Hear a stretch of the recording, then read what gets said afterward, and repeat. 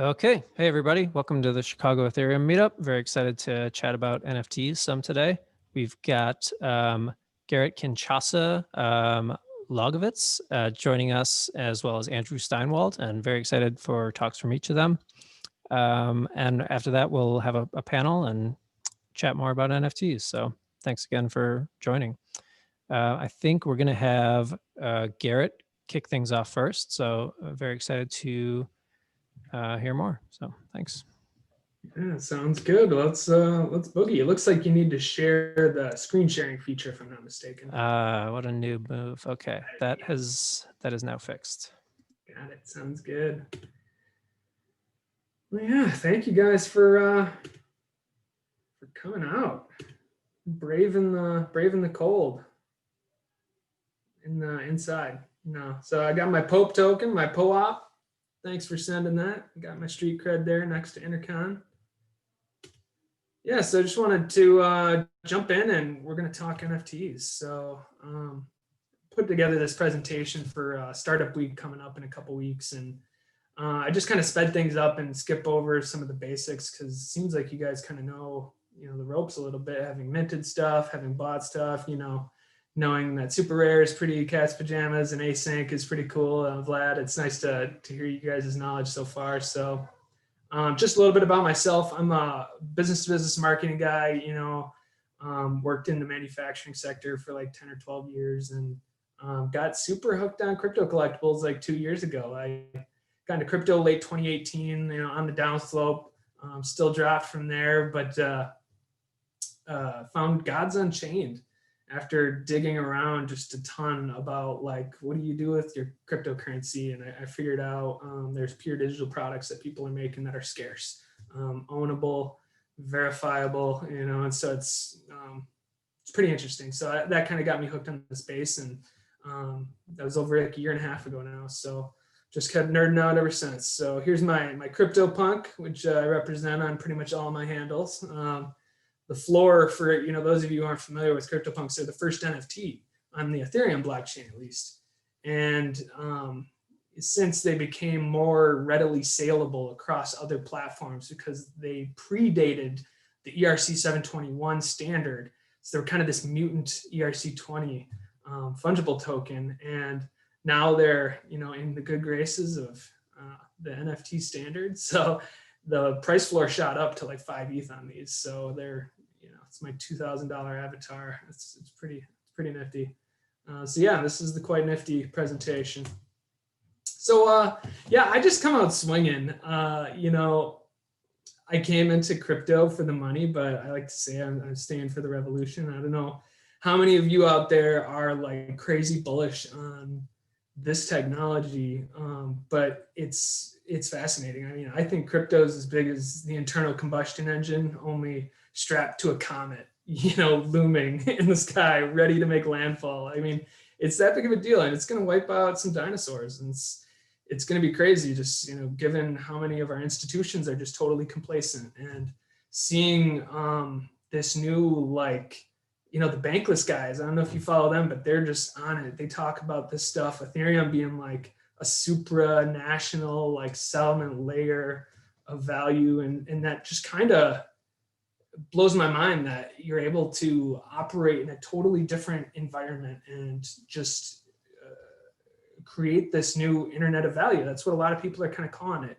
And NFTs, as we're going to discuss, is sort of like this new emerging media in that context of this newfangled interwebs that we're building. So yeah, you hear the word decentralized thrown around a lot. Andrew threw it around.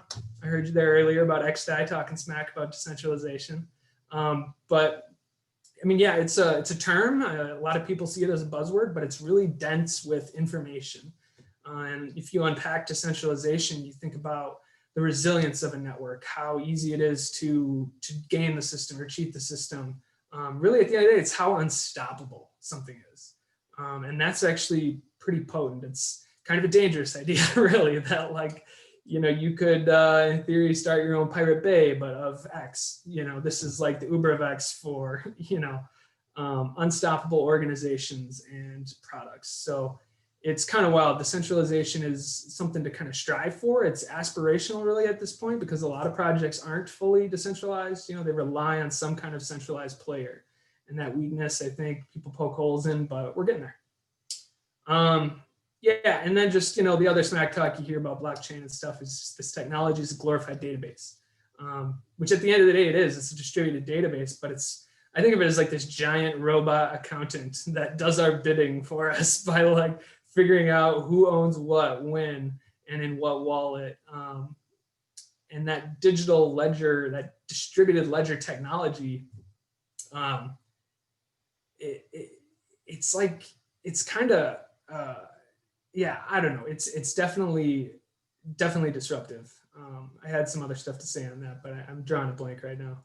But what's cool about it is that it enables us to now experiment with all sorts of financial primitives and establishing new ones. And we're screwing with money. I like to think of it as we're playing around with money. And so we're not just creating new financial primitives, we're playing around with like a very like civilization primitive, money, agreeing as a society on what has value and helping that lubricate the economy by solving for the coincidence of wants, which is when you have to barter to get stuff that you want, you know. And so money is really helpful to solve for that. So anyway, so money is great. You know, we subscribe to this notion that ETH is money. ERCs, you know, are this proxy for value on the internet of value. And NFTs are cool because I think that we're starting to essentially subscribe now to this idea that ERC 721s are stuff.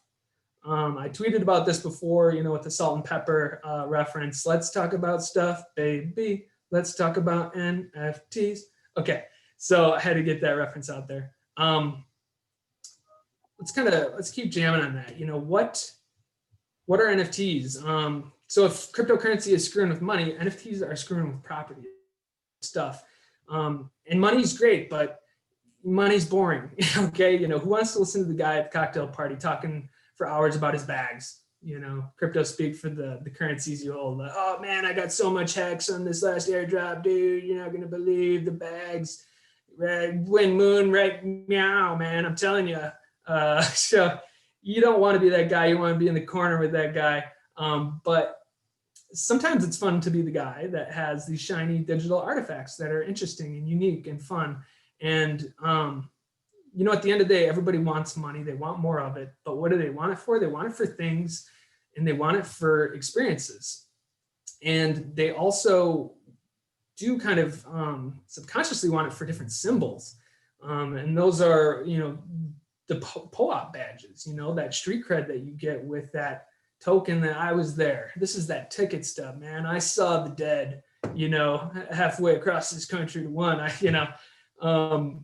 Somebody who goes on tour at, you know, metagame meetups is like the new groupie of the Web3 world. No. So symbols, what I'm trying to get at here is NFTs represent stuff, so things, experiences, or symbols, and oftentimes they can be many of those things at once. And it's kind of more powerful when you do that. And that's why I think Andrew is so bullish on, you know, the metaverse, on virtual reality, because it gets very meta. The metaverse is very meta. Like, you have crypto art on the walls in the digital real estate art gallery that you own. And in theory, you can get tickets to go to those early showings of these art galleries. So there's just NFTs on NFTs on NFTs. And it's cool because when you go to those and then you get the token that you were there, you have that symbol, you have that status that comes with it. So yeah, experiences I think are, you know, obviously tickets, VR real estate, playing the games, is using the thing, you know, so it's this experience, and that carries with it just societal like signals that like matter to us as humans. It shows what tribe we're in, and that's really powerful when you're trying to identify with the group and fit in and stuff like that. So it's kind of this new form of media. It's like weird. I mean, we're going to see it as like the stock and trade of like a new sort of social media, like where NFTs just happen to flow. Like ERC20s are now on Reddit. You can give donuts and couple other types of tokens in different subreddits, but there'll be like kudos for Reddits where you can give people NFTs eventually. And that'll kind of lubricate different social interactions and be, you know, more broad than just I came to the conference. It could be some other kind of use case. I'm kind of grasping at one now, but so those are really what NFTs boil down to in my mind anyway. So it's anything that's not money, it's stuff. I threw together this little pyramid just of like what I kind of perceive as the increasing utility as you go down this pyramid. Collectibles are just kind of gee whiz. Hey, I've got this in my wallet. It's novel because I own it. And it's, you know, fairly easy to resell, even though it's kind of not that liquid because there's only a very small market for some of these collectibles. Crypto art is cool. You can show it off. It has a little bit more utility in my perspective. Tickets, like I said, are a thing, but they get you an experience. And that's a great, you know, use case for, you know, virtual reality meetups and stuff, but it'll ultimately kind of potentially disrupt Ticketmaster. And we're going to kind of talk about how NFTs are going to start to bleed into IRL. This is going to come into the real world and really start to have major ramifications. Domain names, Vlad, glad you're getting on the ENS train.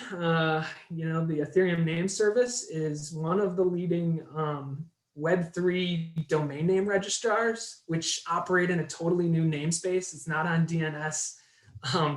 It's a totally new galaxy, and you use the interplanetary file system to put your interweb site on it. So yeah, it's a little bit funny unpacking that language when you tell someone what IPFS stands for, but you know, comes with the territory. You explain what a DAO is, a decentralized autonomous organization, and you get people just like, okay, you just said autonomous. It's almost as bad as when you say the word fungible in non-fungible token to a normie, because they just start to twitch and convulse and you know, tell you that you're fungible. You know what? You're fungible, bro.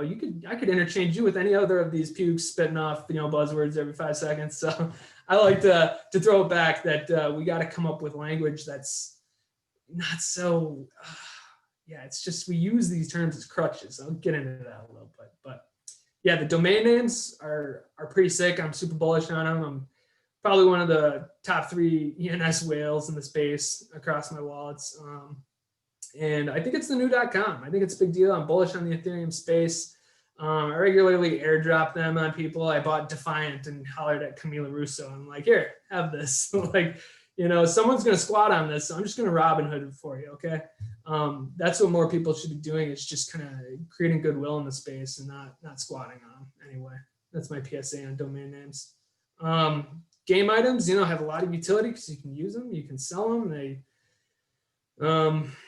They're a stock and trade. It's a good in and of itself, but they can have, you know, powers and things with them. And you can in theory use games in a virtual reality world environment. You know, Andrew was riffing on that in one of his posts about, you know, we should try and have a Gods Unchained like room where you can go into and play with other people and their avatars. And that can be powerful to just drag more people into the space once you start to kind of make NFTs more composable. Start to put these, you know, stuff Legos together. These are not money Legos, these are stuff Legos. So we got to just keep smashing NFTs together. Yeah, so let's just jump into the meat of it. I know we don't have much time left, but this is some pixel art that I bought. And I like to just open up with, you know, if you think the internet's weird now, just wait. Like, let's take the red pill and go down this rabbit hole. You know, Rarible is a prime example of how weird Web3 is. You scroll on this feed, just make sure you're not at work, because that not safe for work filter does not work at all. And there's plenty unsafe stuff for work without drilling down and filtering by that. This is some new Rari Pepe art that came out. Pretty meta scroll feed of Rari within this super old computer. Little nod to the Uniswap airdrop. Yeah, Rarible's like 4chan had a love child with magical internet money, and it just got really weird. But it's cool, like, to see how they're blowing up and to see watching the rankings and who used to be up at the top of Rarible. You know, it used to be Robness, it used to be Osiris, Max Osiris, some of these stalwarts of the trash art scene, you know, which you've seen 64-gallon, you know, trash toters selling for Ether, you know. That was kind of a seminal moment in Rarible versus gated platform art history, where there was some censorship, really. People deciding what was art and what was not art, and kind of unilaterally making that decision to pull down a 64-gallon trash toter off a super rare. And I got to give Rarible and Super Rare props because they're doing their own game different ways. I think there's something good and noble about like a permissionless, open platform like Rarible, and that it allows anyone to create art and to earn from their digital art. I think there's something powerful about that, but we're seeing the warts and all outcome of that with wash trading. You know, we're seeing a lot of dubious content, a lot of stolen content. So there's problems that come with the permissionlessness. And hopefully the rare governance token can help solve for that and empower the community to kind of coalesce around how to make those decisions, how to grow the platform and things like that. So it's a cool experiment to see unfold, seeing NERC20 kind of power the 721. So yeah, their volume's big. It looks a lot bigger on DApp Radar, you know, having done 16, 17 million. Non-fungible kind of has a different story. Volume being like 2.5 million, but you can see up in the upper left, it says major wash trading in bold letters in the brackets. So maybe they're taking that into account. I don't think there's that much wash trading, but it is. So NFTs though, like people will poke holes in NFTs and just tell you like anyone could upload that art and steal an art and retokenize it. Well, yeah, anyone can steal anything. There's going to be bad actors all over the place, and it's still a caveat emptor situation, buyer beware in Latin. You know, you need to know what you're buying, and you should reach out to artists, learn about their process maybe before buying, if you're really that concerned about it, if you don't know what to look for, what's original. So I would just say do your homework, do your own research, just like in regular crypto. So yeah, it's doing some big money. I mean, crypto art's done 7 million. Almost half of that super rare's done alone. They just hit 3 million. So they're doing gangbusters. And what's crazy about super rares, I think it's just because of that simple, like one of one. This is the one digital copy that exists. The simplicity of that is maybe why they have such a thriving secondary marketplace, because the collectors have collectively earned $1 million too in flipping super rares. So that's really the gold standard for liquidity in NFTs is seeing what super rare does and following that market. They posted on the homepage, you can look and click the activity and then see top artists and top collectors. It's a great way to shop. Go browse, drill down, look at the top artists in the last 30 days or 6 months, and you can get a sense of like who the players are. And you go into their wallet and see who they collect. And if you see an artist who you kind of like their stuff, look and see what other artists own them. And that's kind of a signal as to the quality. So I recently, invested some serious coin into some Tato pieces. There's this South African artist who does these renderings that are like just these stone like orbs and squares, these very primitive like shapes with very interesting textures. And then he makes like a hand. I have a hand one I can show off here shortly. But I saw Pac owns him, Efficientist owns him. A bunch of OG artists own Tatos. So I'm like, yeah, I'm going to buy a Tato. We already talked about Punk's 2.5 mil, to date in sales. Digital real estate, I think Andrew can cover better than I. I mean, it's like a third of the volume of NFT sales is digital real estate. Don't sleep on it. Ethereum name service, ENS, the .eth names, a couple mil. It's not bad, for a nascent industry, a few years old. And it's growing at a rapid clip. I forget, it was like 100 million like 5 months ago. And this is all-time sales since the industry was born. So it's growing quick. I don't do math, so somebody else is going to have to solve that for me. So digital real estate is cool because it's a thing. It's an experience. It signals status when you can kind of show off your collection. So here's a little look into the Kinchasa collection. Recently bought that Foundations of Matter series from Efficientist TK. I woke up one day and got a bid on a still life from that artist for 5 Ether. I was like, yes. I went to work on lunch, doubled all the prices on my pieces, and another 2 of them sold after that, which was great because they cleaned out my my stash of that artist. But yeah, it's not bad to clock 19 ETH in one day, for some pieces that you got back in early 2019. I mean, super rare is tough to get into these days. It's pretty priced out with all in it. So yeah, so VR real estate's cool. Metaverse, Andrew's going to just crush it on. I mean, it's this idea though that it's going to be a host of VR worlds that you could maybe teleport between, and just have meta experiences and economies that thrive in these worlds. And it's the perfect time to really grow this technology and have inclusion and get people into this space. So it's a great time for virtual reality and the global pandemic that we find ourselves in. It's cool to meet friends and get together in VR. But yeah, ultimately it's going to change how we work, how we collab. You can do in-world streaming. This is this event that I went to.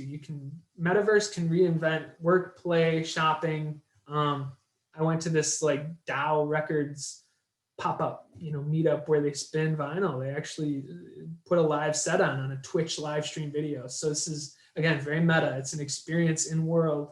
And you sign the guest book, that's what they did instead of a PO-op. But yeah, there's different ways to engage people in world, and this is just a really cool way of some folks are doing it. The Whip I haven't been to yet. I need to definitely make it out to one of those. I kind of describe this too as VR parcels. This could one day kind of be like having a website. Like, yeah, of course you're not in the metaverse, dude. You got to get a parcel. You got to get a .com. No, you need a crypto voxels. It's like you're gonna start to want to have a footprint where people are shopping. And if the metaverse is, where the shopping district is in Decentraland, like that might be primo real estate. It might be worth a lot of money one day. Decentraland's taken a little while off. Crypto voxels had, Steinwold talks about, they had really good product market fit early on. They shipped an MVP. It was buggy early. And they got a super passionate community behind them in this underground crypto art scene. So it's super fun and it's thriving. So yeah, I've had 700 visits to my fine pixel art gallery, which I curated in Crypto Voxels. And what's dope about these pieces is these are all pixel chains, which are one of a handful of projects that are 100% on chain. So it doesn't rely on any third hosting of the image. These are actually cached and hosted, but the color, hexadecimal codes are on the Ethereum blockchain, and you get the right decoder ring, you can uncode this image. And the fact that I'm so bullish on Ethereum is just evident in this, because to me, these are like early crude, like cave paintings on the Ethereum blockchain that I'm going to pass down to my grandchildren. Like these pixel arts mean that much to me. I really love pixel art. I got to make some of these, commission some of these, made some great friends over these, and kind of give a nod to, great artists of our day. You got Salvador Dali there, Lincoln and Dali Vision, Son of Man, American Gothic. I did Starry Night. I'm very proud of it. But yeah, it's fun. On-chain is cool if you can pull it off, but it's spendy these days with the gas prices, as you know. Anyway, so these are virtual products. At the end of the day, that's kind of the language that I use. And what makes them, virtual products is that you can prove you own them. You can kind of usually prove, a little poking around how scarce they are. And you can easily sell them because they're interoperable across multiple platforms. Rarible, you can sell ENS domain on. It's not as easy to use as OpenSea, but that's one example of like a blowing up marketplace, and how you're not locked in to that platform. And that's cool. It's really cool that these products subscribe to the ERC 721 standard, because it's that interoperability. You're not locked into one platform. So that's pretty powerful. So it makes, for more liquidity. Yeah, I mean, they're digital products, but they can be so much more. You know how cryptocurrency is screwing with money. We're screwing with property with NFTs. This essence of stuff is what we're ambling toward and building these new primitives for. So NFTs are going to kind of change our relationship to this stuff and our proximity to that stuff. How that stuff gets used by other parties, and how you can almost lease it out to other parties.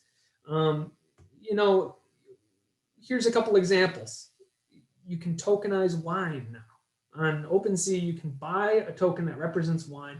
And I kind of think of this as like a cloud cellar. You're basically cellaring the wine, and you're disintermediating. You're not getting your hands dirty in the process, and you can redeem it by this trusted party, at any time. So it's not like decentralized, but it has to be a trusted fulfillment partner, right? But if they have a brand, they have a cachet, they have a war chest, they're not going anywhere. It's still pretty cool to be able to speculate on a bottle of wine, and profit off that potentially without ever having to take pesky ownership over it. So it's interesting. Realty is tokenizing real estate. It's pretty cool, seeing people become virtual landlords. It's interesting that you can fractionalize ownership in a property like they're doing, buying up places in Detroit mostly, divvying them up and selling them to qualify. It's not open to everybody at this point, but yeah, eventually we're just going to tokenize all the things. I got to quote Andrew here again. NFTs could eclipse the market cap of cryptos. There's a lot more stuff than there is, just financial instruments. All of it added up together, I don't think it's going to equal as much as the stuff and the value that stuff has in the world. So tokenize all the things. And when you tokenize all the things, there's the Internet of Things, and then there's the Internet of Shit. This is a bunch of stuff. Like I think of this as the catch-all term for physically tokenized things in the Internet of Value. So yeah, tokens of stuff. It's cool. These are on-chain autoglyphs and CryptoPunks. The Larva Labs boys did these. The autoglyphs are on-chain. Yeah, and I like to just kind of talk about NFTs, crypto art in particular. This is what's cool about crypto art is like not only can digital artists finally make money from their craft in its pure digital native form, but it's this auction house that never closes, and it works across auction houses. So it's a great way to get exposure from your craft, unbound by geographic distances or time. So it's pretty neat. And then the fact that 10% royalties typically get divvied out to the original artists on a lot of these platforms is disruptive. I mean, this is a technology these smart contracts enable that could help prevent a generation of starving artists from being starving. This is awesome, that they're going to enjoy some of the fruits of their success after it's been realized. They don't have to die broke, before they blow up posthumously, right?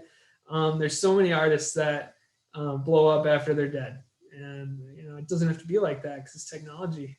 It's pretty rad. So this is art history in the making.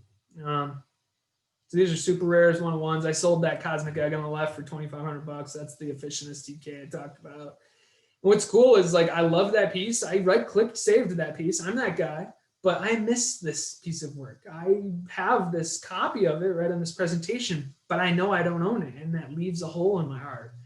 So I will contend to anybody that says right-click, save, screenshot, whatever.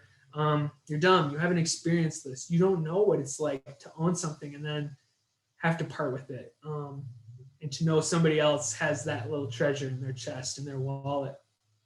So I made good money on it, but I missed it, seriously. Pac, is a big hitter on super rare. He sells pieces for tens of thousands of dollars. This Abacus or whatever it's called. He's done over $250,000 in sales on super rare. It's insane. There's an open bid on an X copy. I don't know if you guys know X copy. He's a big artist in super rare and known origin. It's kind of the zeitgeist guy. I think he really embodies crypto art. Like he's OG. I'll tell you that. Robness owns this one, and he's not going to part with it. He's got like 5,000 ETH on it or something as the price. But yeah, I think it's got a 20 Ether bid out on it. Frenetic Void here on the right. The guy is freaking Dolly 2.0. This dude is awesome. Super surreal stuff. Love it. Bought one of his pieces there on the right on Maker's Place, and I bought it with credit card. They custodied that piece of art for me. They abstract away all of the complexity of crypto art. Maker's Place is positioning themselves for when crypto art blows up, just like Nifty Gateway does with drops and being able to buy with credit cards. So we'll see if those people come. Right now crypto art is just catering to the nerds. I don't know if I mentioned it, but like somebody, this statistic from OpenSea that there's only like 15 or 20,000 wallets. on OpenSea. And if you have 2 wallets, wow, there's less than 10,000 people that are crypto art or crypto collectible nerds. So this is still uber niche. And anybody who's here on this call, you're uber early. So even if you're priced down and super rare, keep shopping. There's other ways to get in on this. So I'd encourage you to get your hands dirty, to check it out, shop a little bit, find something that speaks to you. So these are additions, not one-of-ones. Gaming. Andrew will talk about gaming, but this is what got me hooked in crypto collectibles, was that unboxing right there that you can see. You drag that pack of cards over there, and it's just like the dopamine kick is hard to deny. It's a really great, phenomenal design and hook to kind of tap into your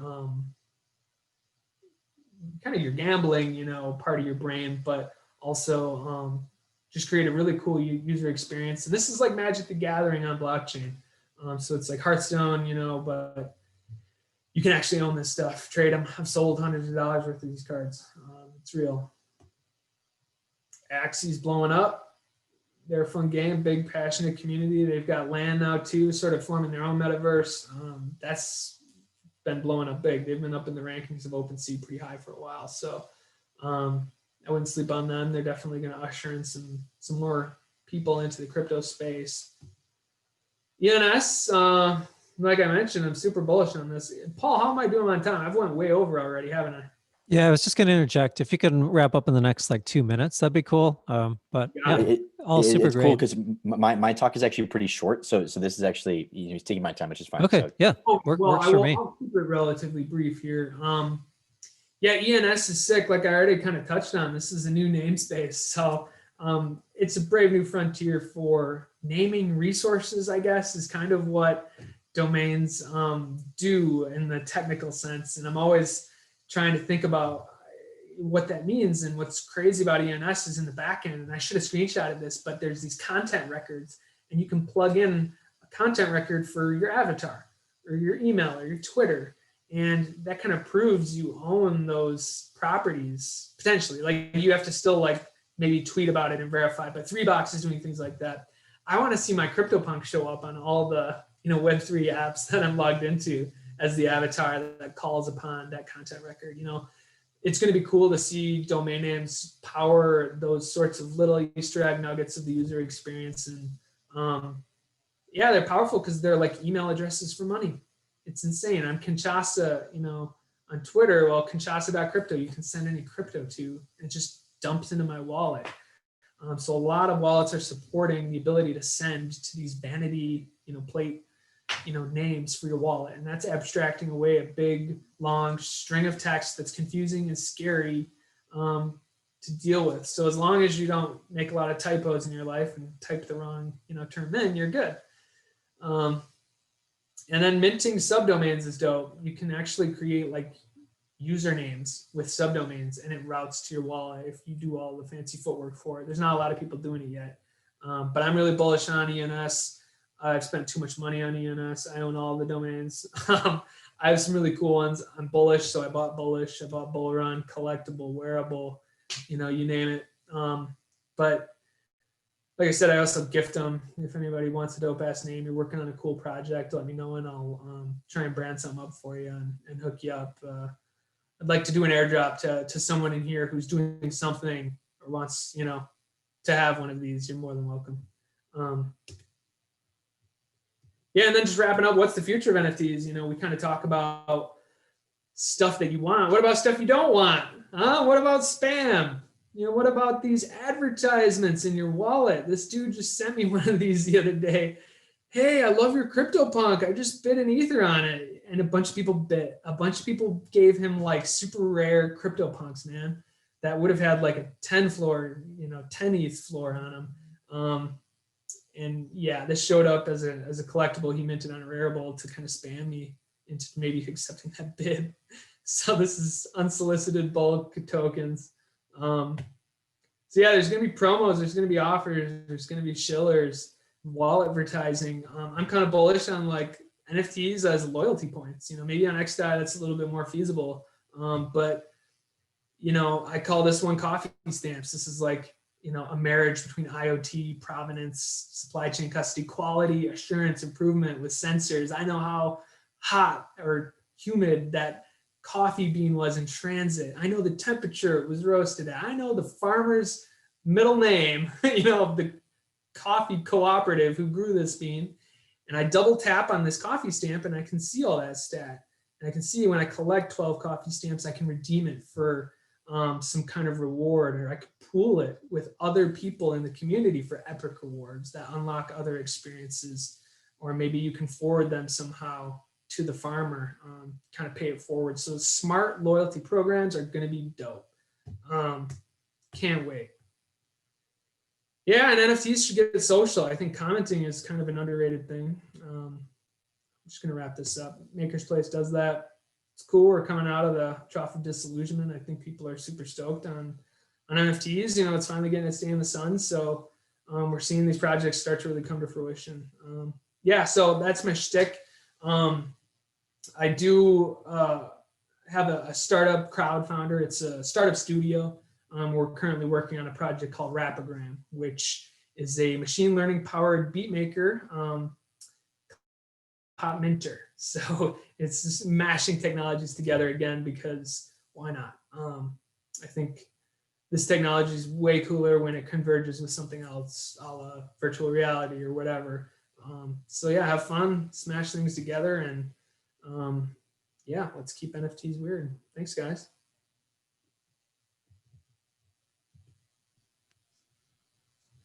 Thanks so much, Garrett. That was great. All right. Next up, we're going to hear from Andrew Steinwold, and then please stick around for the end. We're going to have a quick Q&A session. So yeah, if you have any questions for Garrett, I'm sure many of you do. That was a great presentation, but let's hold them till the end, about 15, 20 minutes from now. So cool. Take it away, Cool. Andrew. So let me share my screen. Okay. Just use my millions of tabs. Can everyone see? No judgment.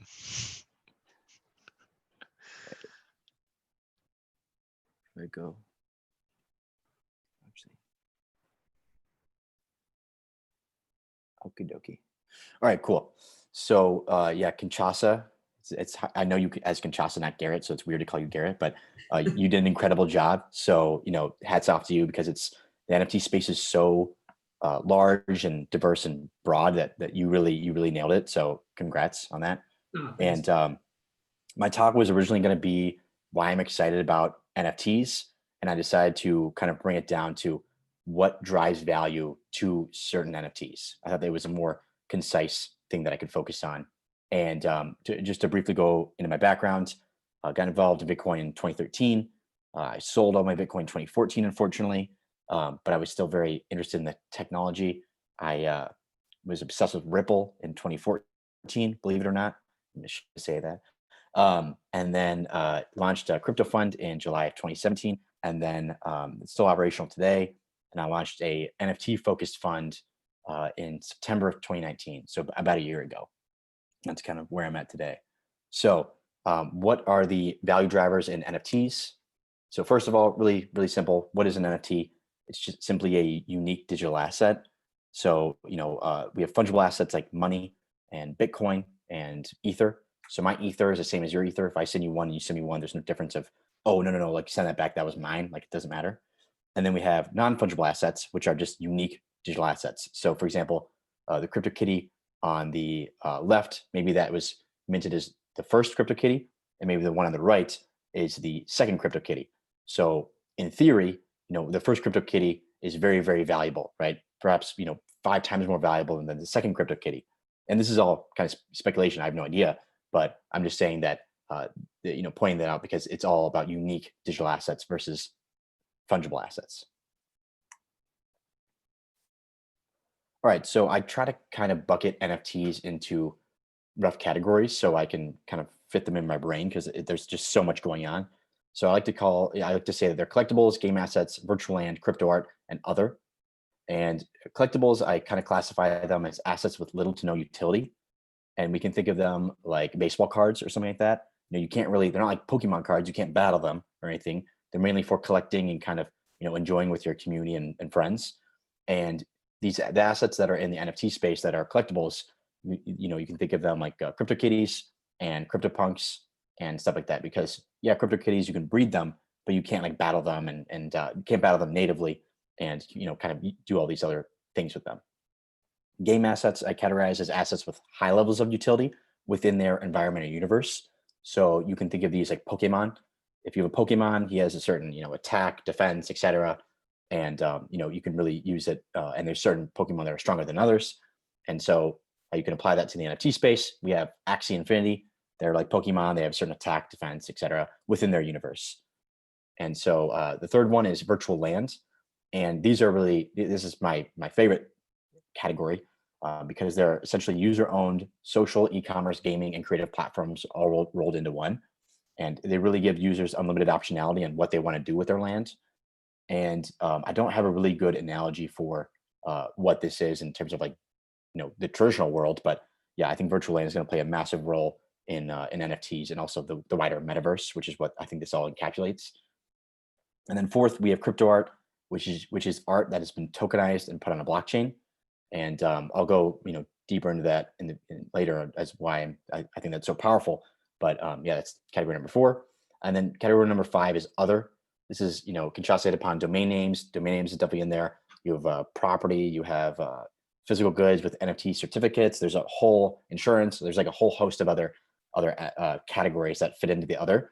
But right now they're pretty small. But I do think that in the near future they're going to have to be their own separate categories, and it's going to expand like crazy.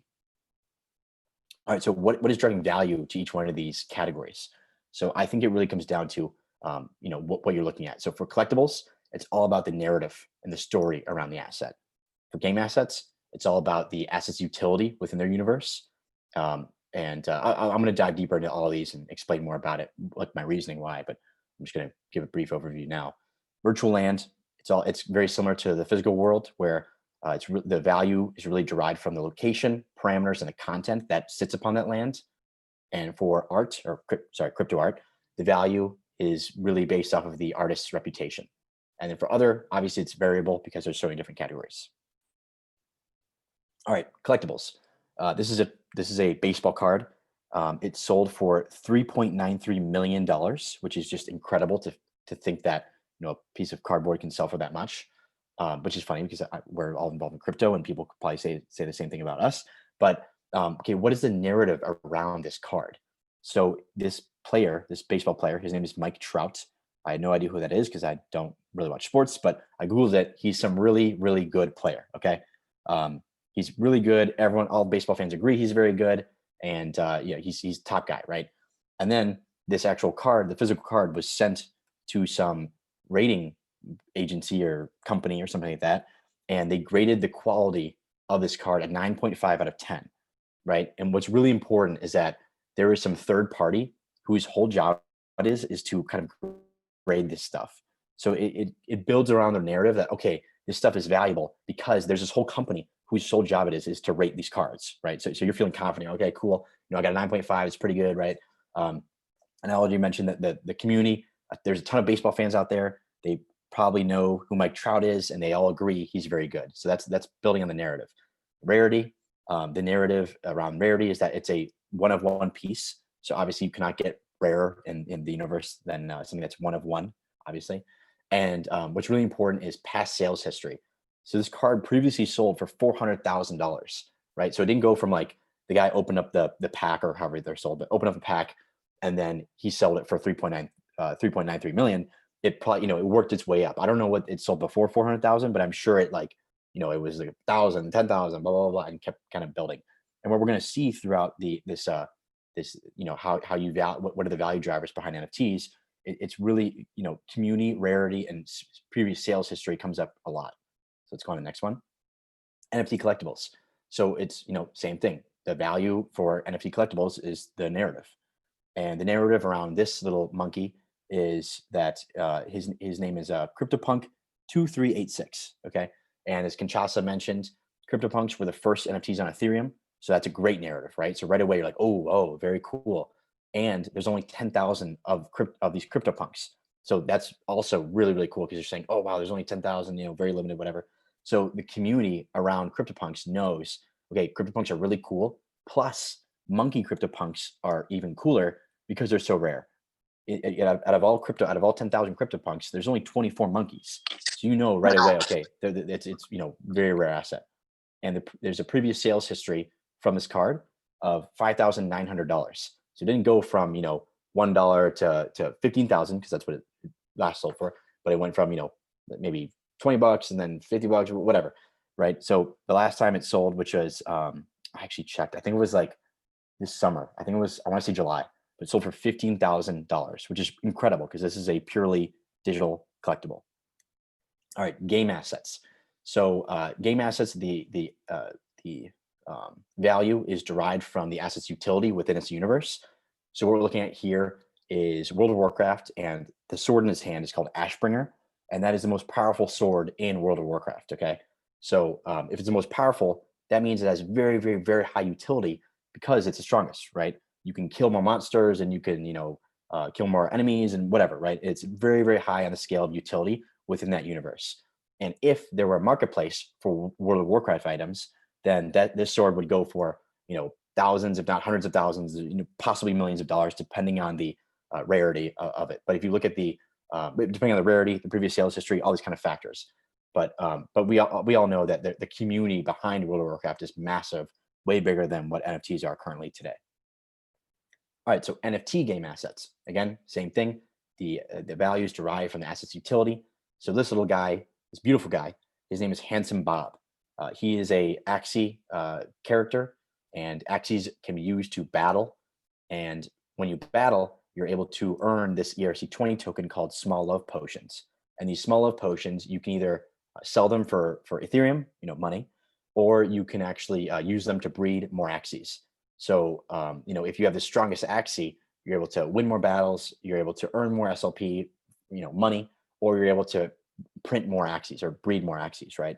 So there's really, really high levels of utility with this little guy. And he sold 5 days ago for $82,000, which I just think is incredible and really exciting. And in terms of rarity, I believe he's a triple mystic Axie, and triple mystic means I think there's 4 quad mystics, which are or maybe 3 quad mystics, which are the rarest. Triple mystic is the second tier right below that.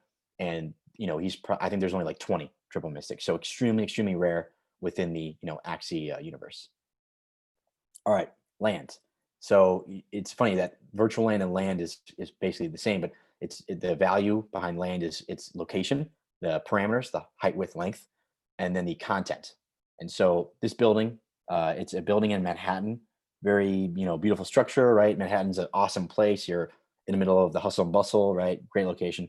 The parameters, you can see it's a regular size lot, like medium size lot, I'd say, but it's extremely tall. And so, really, really high, tall height limit. And the content, what is actually on this plot of land, instead of just kind of a smaller, 20 unit building, it's like this massive, beautiful skyscraper, right? So all those factors make it a very, very valuable property. All right, NFT Virtual Land. This is a terrible picture, but NFT Virtual Land is the same thing. It's location, parameters, and content. And what we see here is 2 Cash Road and Crypto Voxels, which is a virtual world. And the location is an area or a neighborhood called Frankfurt, which is like the financial center within this, virtual world. And it has the tallest, I think it was the second or third tallest height limit of the entire virtual world of Crypto Voxels was this plot of land, 2 Cash Road. And so, when you're looking at the location, it's great. It's in like the downtown area. The parameters is extremely high height limit, which is awesome. And then the content, it's not a good picture because it's supposed to be taller, like way taller, but there's all these GIFs. It just didn't load on my computer. All these GIFs are circling around this tower, and it's really cool because the GIFs are moving and it's kind of cool to watch, right? And so this piece of land, virtual land, sold for $50,000. I believe it was, I want to say it was like earlier this year, 2020. But yeah, sold for $50,000. It was a part of a larger bundle, so the total amount was 110,000. But this particular tower, part of it, sold for 50,000. Art. So everything I'm saying is maybe controversial. This is kind of my opinion, but okay, art. The value behind art is derived from the artist's reputation, right? So this beautiful piece made by Banksy, let's pretend that he never made it. Let's pretend that I actually made it. I was the first one to create it. So, I'm unknown. I don't make art, but I put it, I make this beautiful piece and I put it for sale. And maybe, no one knows who I am. I have no reputation in the art world. I've never made any art. So people are going to say, oh, okay, I'll buy it for $20, right? But Banksy, with his amazing reputation, with his incredible brand, he's able to sell the same exact piece for 5 million, right? And it didn't actually sell for 5 million. I have no idea what it sold for. I'm just kind of, throwing it out there because his stuff goes for between like 10 million and like 1 million. All right, crypto art. I think it's kind of the same. The value behind the art is derived from the artist's reputation. So this piece right here, we have the crypto artist Josie, and I'm looking at different factors. I'm looking at her brand. She has almost 9,000 Twitter followers. She has great engagement. So I'm looking, are those followers actually engaged? She has a live stream that she does called Behind the Art, and so she's really building up her brand like that and interviewing people and kind of getting really involved with the community.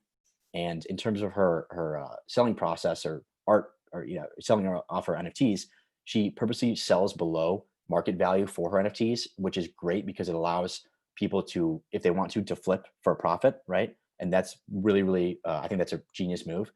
And what she does is instead of making one of ones, she'll often make editions of 21.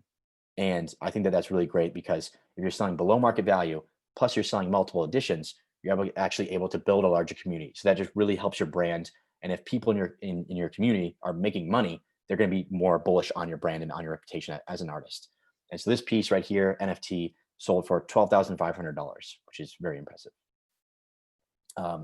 Yeah, we have the other category, which I haven't really dived into each one of these, but domain names, physical goods, insurance, property titles, contracts, etc. In the future, these will be massive, massive markets, and NFTs in general are just going to expand like crazy. But and right now, I don't know the value drivers between these specific assets, but in the future, I'll make an updated document that'll go into the value drivers for each of these, because I think that really NFT markets are so diverse and there's so many different reasons that these things accrue value that all these things are going to have to be analyzed. But it's very, very exciting. And that is my talk. If you guys want to learn more about NFTs, I have a newsletter called Zima Red, and I have a podcast called Zima Red. So go check it out there. If you want, follow me on Twitter. So thanks so much. Awesome. Thanks, Andrew. Yeah, very cool. Okay, in terms of what's next, we are going to have a kind of hybrid little panel Q&A session for the next few minutes. And so if you have any questions, we'll ask a few, Spencer and I, to kick things off, but then we'll open it up a little bit more. And thanks again, Andrew and Garrett / Kinchasa. Both very, very interesting presentations. Spencer, do you want to kick it off with a question, or I have one lined up if yeah, I gotta select one, so go ahead first. Okay. Rewinding back to 2017, I remember part of what was so exciting to me about CryptoKitties was the potential for interoperability. So like, you heard of projects like putting hats on the cats, or like allowing game-like experiences that you could only have if you had one of the CryptoKitties. I think Kinchasa hinted at a great early example of interoperability, that art is being viewed quite a bit in CryptoVoxel's galleries. But like, how do you see the next couple of years playing out? Like, what are other natural interop options that we might expect coming soon? Andrew, do you want to weigh in on that one? Sure. Yeah. So there's really no incentive for NFT projects to allow interoperability. I mean, they can, but it's a lot of work on their end, and it doesn't give them money. So like, why would I can, but why would I? The only people that it does make sense for are virtual worlds, because virtual worlds are very, you need to have content in your virtual world for it to be exciting and entertaining.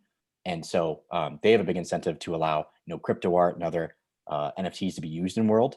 But other than that, I just don't see the incentives line up.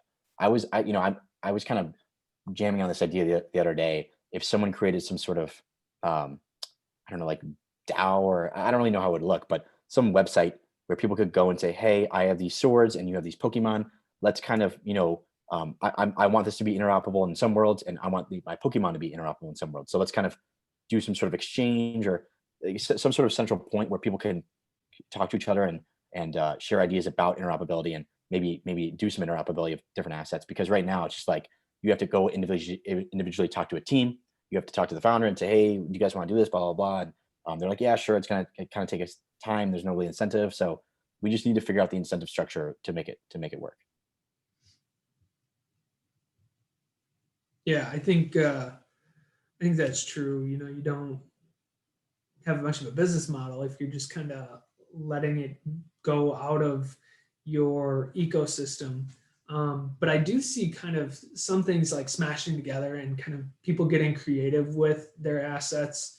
One thing I was doing earlier this year, I redrew my CryptoPunk in pixel resolution. So I had it and I could scale it up really easy and keep the resolution good when in Photoshop with the nearest neighbor setting on, right? And I made mine animate and I made it talk. So I have a talking CryptoPunk, and what I did was then I animated what at the time was the CryptoPunk, and I thought, man, this would be fun to just do like a YouTube interview with that CryptoPunk and just create content and maybe somehow monetize that content. And the only way to be on the show is to own a CryptoPunk, and so that could kind of be one way to like create new media around, you know, this idea that you have to own that NFT. So like it's just a homegrown bootstrapped like, you know, podcast idea. But as far as like professional grade like NFTs, the way the companies are doing that, you know, I think you're gonna start to see some overlap. Like it would be good to see official partnerships between some of these projects, you know, to kind of bake that into the ground level.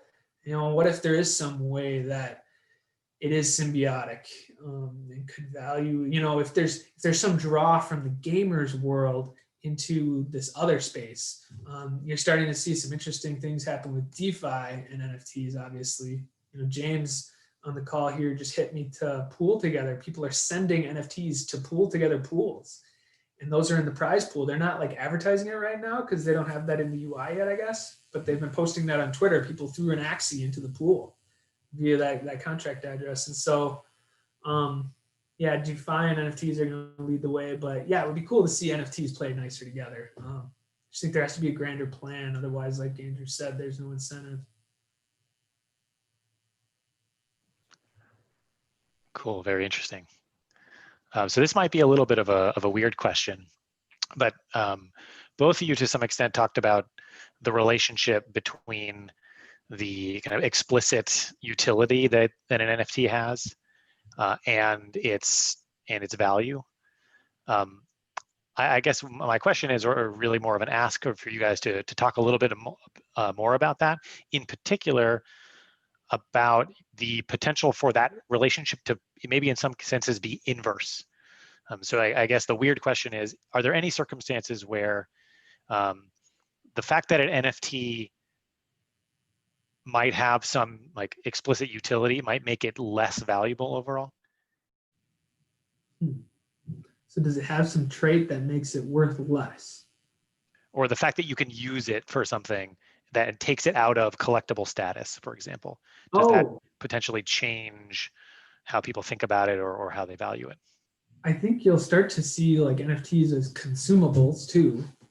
So like once you have DeFi staked NFTs, we'll start to see, you know, I had this, I was jamming with some of the guys at the Untitled Hackathon, the Untitled NFT Hackathon, right? And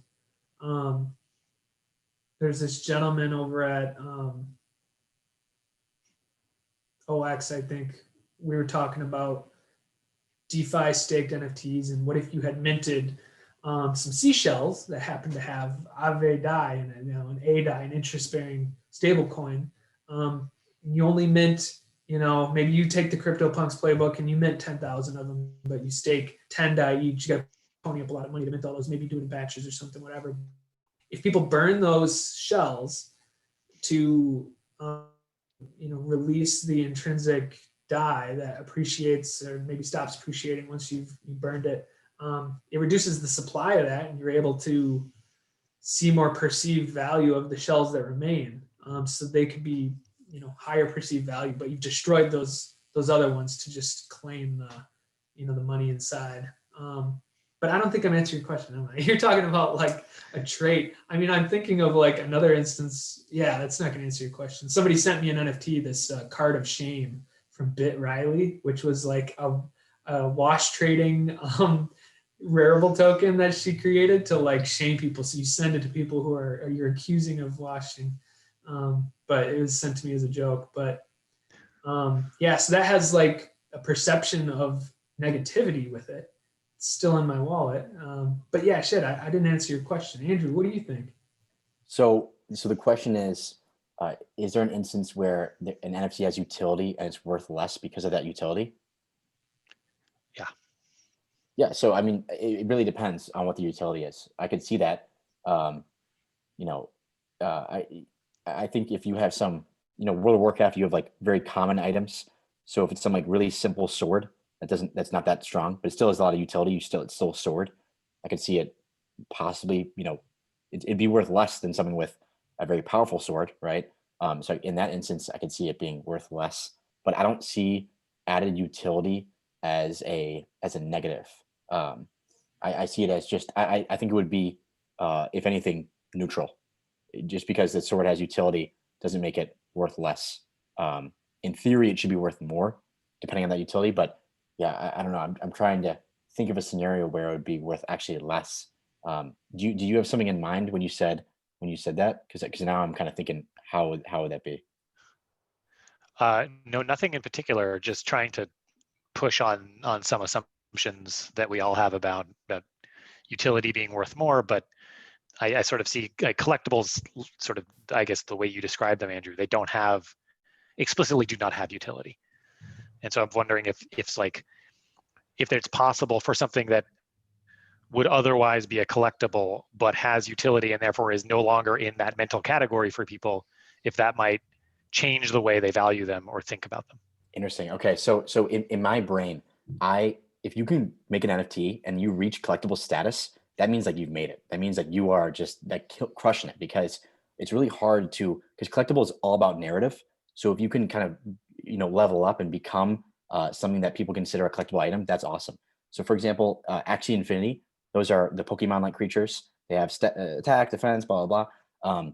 Within Axie Infinity, there are collectible assets. So Origin Axies, which are like the first 4,088 Axies that were minted, that is the collectible universe within the Axie world, right? And there's like millions and millions of Axies, like characters out there, but those 4,088, those are the collectibles. And within those 4,088, you have mystics. So Mystic 1, Mystic 2, Mystic 3, Mystic 4, right? So even like within that collectible universe, you have these even higher, even more cooler collectibles, right? So not only are they assets with great utility, but they're also a collectible. So like that is like the pinnacle of success in terms of what you would like to achieve. An asset with utility plus collectible. But in my mind, a collectible is if you can reach that status, you're golden.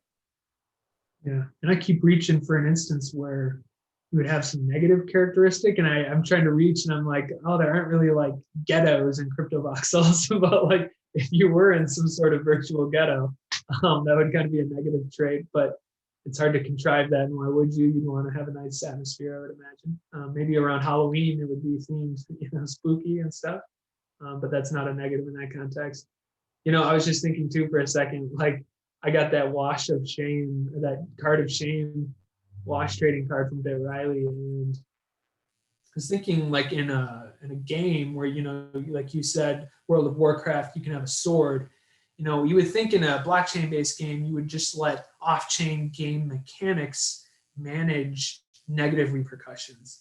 But in theory, you could have an NFT that just is a time delay, like decay of when it's burned, and it gets spammed into your wallet, and that's a disease, or that's a spell that then has other impacts on some other, like it disables some of your other swords or something.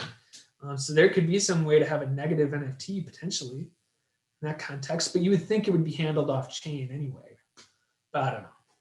Yeah, I think you bring up a really good point, but also I want to caveat by saying that even the assets with utility, that involves narrative. I think so much about NFTs involves narrative, and I think so much about asset valuation in general, where you're talking about stocks or bonds or crypto, is about narrative, right? So I think utility helps, but at the end of the day, people have to say, okay, this sword is so good within this game, which is the high utility, but also they have to say this is a great game, it's a good community, it's a whole kind of thing that you're entering. It's not just this, okay, it has utility, therefore value. Yeah, very interesting. I know I'm mostly asking the questions, but quick hot take on that. I think it's possible that you could have a positive trait that's not sufficiently positive. So you might accidentally like anchor people in a way that breaks the price discovery process of people flipping it with secondary sales. So like if it only has like a little bit of utility in the game, people's imagination can't run wild for other narratives they might have like anchored on. I don't know. Yeah, kind of a half-baked thought. But unless do you have No, a response, Andrew? Otherwise, you're totally on point there. It's so much of it is story and narrative, and even like if you see someone bidding and then they bid 10 ether, but then they cancel their bid and they put 8 ether right away. You're thinking, okay, why is he doing that? What's going on? Like, am I being crazy? Like, is this not worth that? So it's so much of is about psychology and narrative. So you're right. Yeah, and killer job with the criteria that you laid out to help value these different types of NFTs, Andrew. That was really helpful to get your arm wrapped around how something is valued, and gives more concrete language to understand this subjective animal that we're grappling with here. one other question. Oh, Guys, for your presentation, I just had a quick question. I was wondering what your guys' thoughts are on big brands that have their eyes on the space, like Nike, and how they're trying to patent some of the technology that's already been built out by like CryptoKitties. Just curious if you have like any thoughts on that.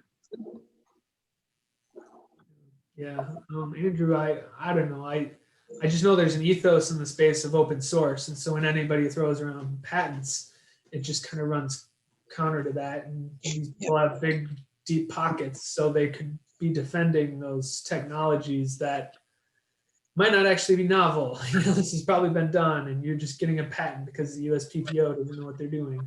I don't know. I'm just a little bit negative on all sorts of big brands coming in and then just trying to create a moat when we should be creating an ecosystem that is composable. It can be built on top of each other, and we can build really cool stuff as a result.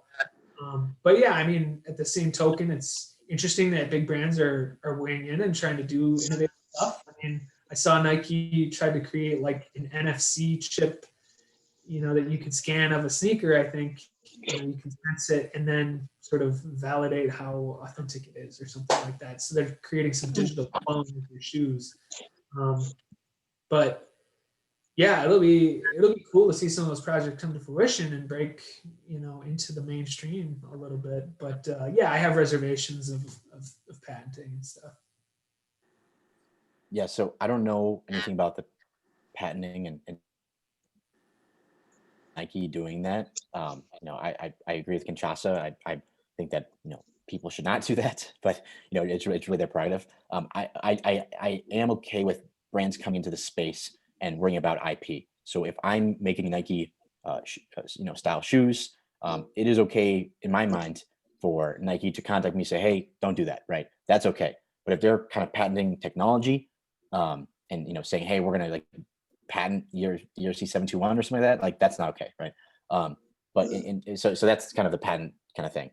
In terms of big brands entering the space, we're going to see a lot of mainstream brands into the space, and that is a tactic for a lot of groups that I'm talking to. Is they reach out to traditional companies that have big brands, large IP, and they say, hey, we'll tokenize your stuff and we'll put it on the blockchain, we'll sell it as these digital goods, and we're seeing a lot of that. But what we don't see is solid follow through by the companies that are bringing these brands into the NFT space. We're kind of seeing, hey, big brand, everyone knows it, right? So maybe the initial hype, everyone will get excited, people will buy it, but then the follow through is pretty miserable because the company issuing kind of moved on to the next IP, right? So they're not building an ecosystem, they're not building the community, they're not reaching the collectible status that they might hold in the physical realm, right? And so I'm not as bullish I'm more bullish on native, native people to the NFT space, building their own brands and building their own stuff within the space and growing that versus like Nike coming in and introducing like NFT, Nike styled NFTs, right? That's kind of a separate thing. Yeah. Yeah. Sorry, go ahead. I have a quick question. Two quick things. Andrew, great interview with Pranksy. And question for, let's see, I guess for the both of you, would you choose, or like for the metaverse, crypto voxels or Decentraland? Well, I know what Andrew is. Andrew's bullish on crypto voxels. I'll speak on your behalf. Well, I don't know. Decentraland's cool. They've got different geometry. It's like triangles and stuff instead of all squares. So you've got the cypherpunk vibe of the underground crypto art scene and crypto voxels, and it's got a thriving community, and that's kind of everything. And sometimes I get the sense that areas of Decentraland feel like ghost towns, but I'm still bullish on both projects. I still hold in both projects, and I wish I was more into other projects too, because I think that these are Reddits and Facebooks and Googles of the future. These are like big companies. They're all building something maybe special and have their own unique sauce. So yeah, Somnium still looks cheap at 2 Ether for some of these things. Now that I see like the Museum of Crypto Art putting these really beautiful installations in. So yeah, now that Somnium too, by the way, might go. Is it Miko or Myco? Sorry. Myco, yeah. Yeah, Myco. Somnium is becoming web-based too. And that's one measure you can make in making your choices, not only looking at property with certain parameters, locations and stuff, but is it web-based? Is the full platform easy, frictionless to enter? Do you need a VR client to get in? Like Somnium, you used to apparently need a VR client. They're moving toward web-based access. I think that's good. Sandbox is another big one that's up and coming, and that's a VR client that you got to download if I'm not mistaken. So I still think that the products that they're shipping has a lot of potential because they have like a voxel editor game maker where you can create characters and actually like rig them and make them move. And they've got a lot of tooling to make cool user generated content. So they all kind of have their own angles. Decentraland just, did not subscribe to the minimum viable product, ship fast philosophy. And because of that, crypto voxels kind of got first mover advantage. So I think that that's just kind of one wrinkle in it too, in the grander scheme of things. Cool. Thanks. Yeah, so I want to caveat, I want to just say that this is not financial advice. I probably should have said that earlier. This is just my personal opinion. I'm a fan of all of the 4 major blockchain-based virtual worlds. I think that blockchain-based virtual worlds, as Kinchasa touched upon, are like literally, the future platforms that we're going to be using. They're part e-commerce, part gaming, they're so exciting. Plus, they're user owned, right? So imagine you're using Facebook and you get Facebook shares, or you have upside in Facebook. So if Facebook does it well, you actually can sell your profile and earn some money, right? That paradigm shift, user ownership, is prevalent throughout the NFT space, but especially so in blockchain-based virtual worlds. And I really see them as the very, very first inklings or iterations of the metaverse, which is like the Ready Player One fantasy, right? And I'm talking, this is gonna be 50 years, right? It's gonna be a very long time. But I really do, I'm so excited about all of them, and I want them all to succeed. Yeah, there's certain ones that I'm more excited about others, but it's small, I want to be involved in everyone, so I say that they're all doing great. Yeah, and Decentraland, I'm not trying to poo-poo them. They're doing some cool stuff to really support the community and create awesome builds in this world. And I'm a big fan of pixel art, as I showed. Well, they helped Pixel Chain build out an in-world pixel art creator, an actual editor, and then you could mint it to the blockchain. So they're kind of creating pretty meta experiences within their world that I think are going to attract people too. So it's cool. It's cool seeing what they're all doing and the angle they're coming at with it. Somnium has a very realism vibe. Crypto voxels traditionally has this Minecraft feel, but since they came out with this light baking, I became very bullish on crypto voxels again. I instantly saw that tweet and regretted the hell out of selling my parcels. I sold my parcels for like 3.5 ETH.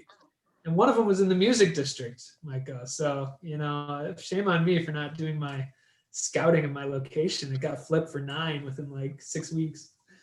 But yeah, so financial advice aside, yeah, I would invest, yeah, in some VR real estate. I'll give financial advice. And the next Well, sandbox. apparently we shouldn't be taking financial advice from you based on that last example. Well, yeah, but it's just total. Like, I'm not telling you which property to buy. I'm just saying that's a freaking sandbox. You should see how quick they sell out. I just recently flipped mine and did pretty well, but I really want to create content in the world too. So I think there's value in just using these worlds, not just speculate, Yeah. If anyone else has any questions, feel free to just shout them out, or if you're feeling shy, post them in the chat and we can ask them. And then I think This is in the next 5 to 10 minutes, we'll look to wrap up and move to just the informal, not recorded section. yeah. Sorry, go This is ahead. Chris Baker. I just wanted to comment about the Trout card. That card is a one of a kind card. They only made one of it, which is so that's often what the factor is. You usually end up with a player who's generally a superstar, very scarce.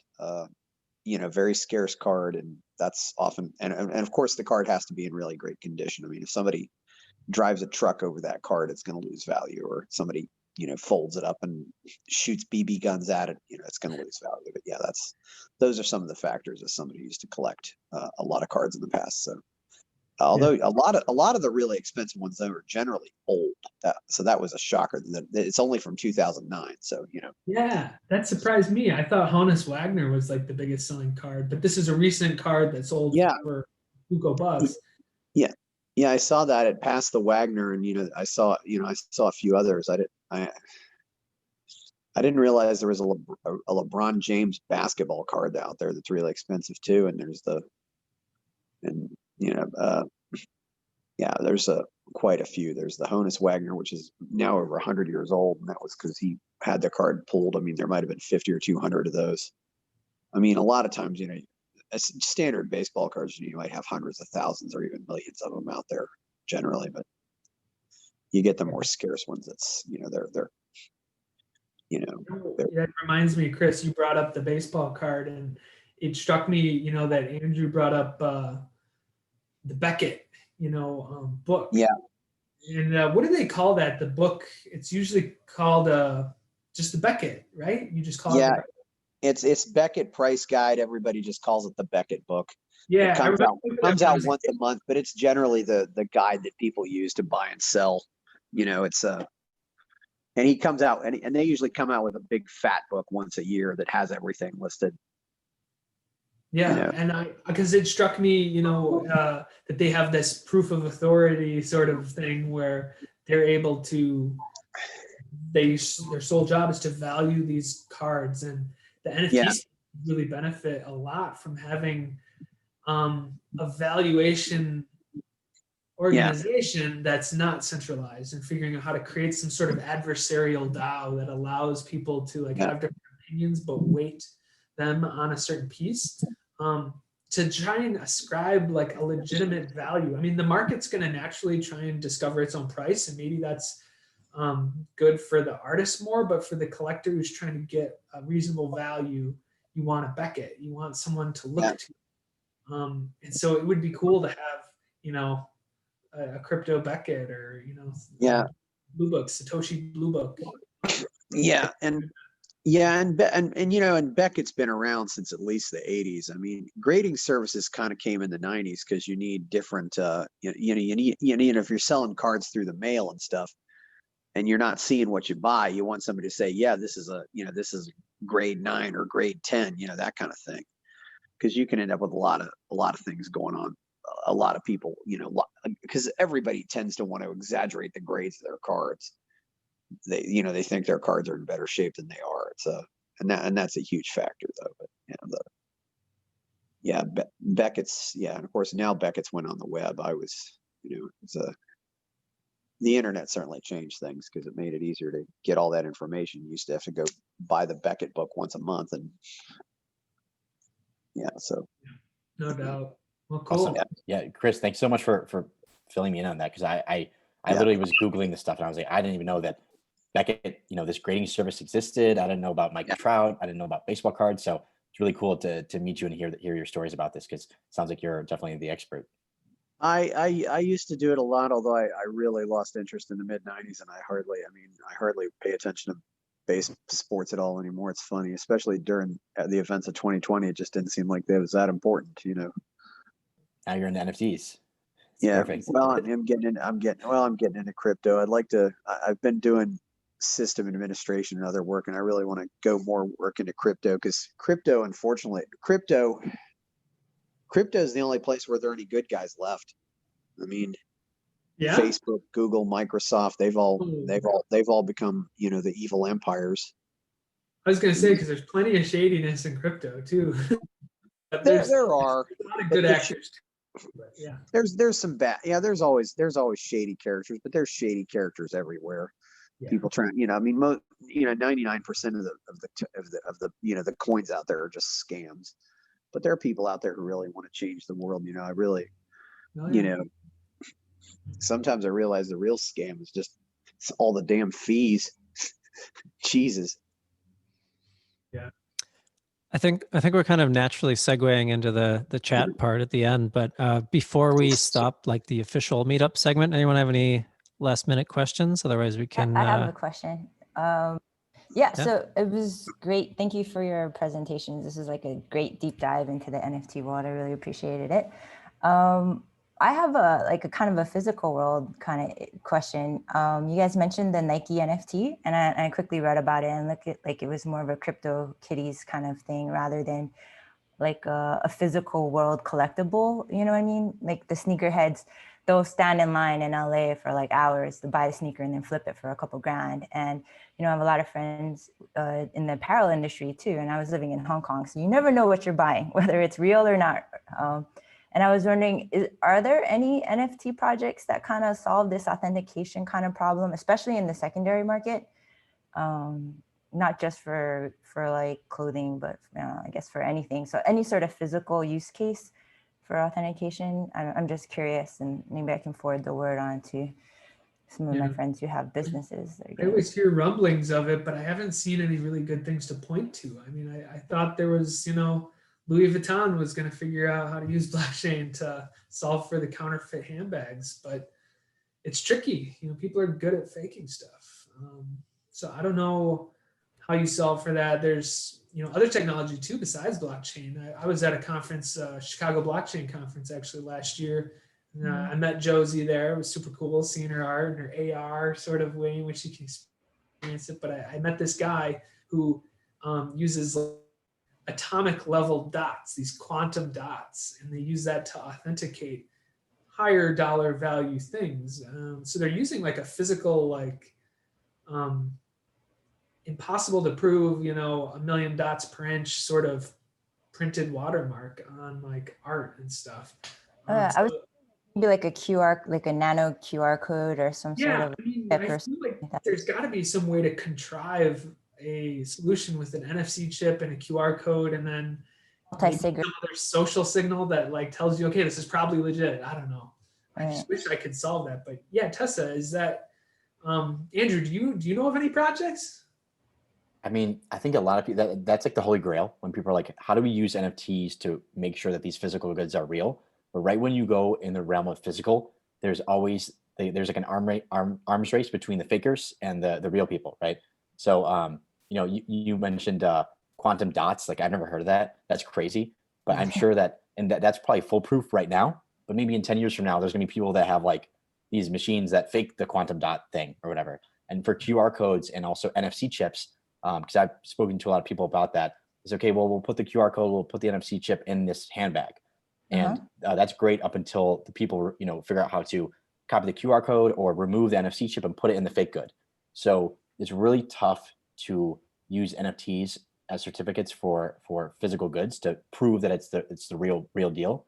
But multi-sig, so like the person who bought it, and then you have like a third party authenticator, and then the third, like the physical chip or something, and then if everything lines up, then it's some sort of magical unlocking of the blockchain. Yeah, I think if you if you have a third-party service that's verifying, okay, this is actually the exact QR code or exact NFC chip, and it was not removed from this bag the whole time, then I think that's possible. But then you're kind of running into the same issues that we have today of the third-party authentication services that we have. Like, for example, I think what is that sneaker place online, StockX? I think people like send their shoes into StockX, they verify that's real, and then it gets sent out. So I mean, that is a pain. It's a big pain, but I think overall it works pretty well. So I think we're going to have some service like that. Yeah, that's what they do with the Real. Like all the girls that like want to resell their LVs and whatever the Hermes is, they send it to the Real, and it's authenticated by them, which gets them a higher premium price. So cool. Yeah. So I can see that. I can see blockchain being like a marketing tool. It'd be like, oh, it's a blockchain, so we know 100% it's real.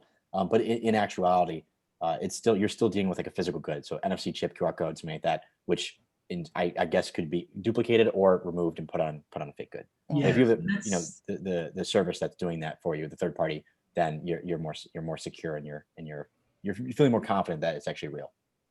Yeah, and that's the thing is just about anything can be gamed that's economical to game. Except for the blockchain.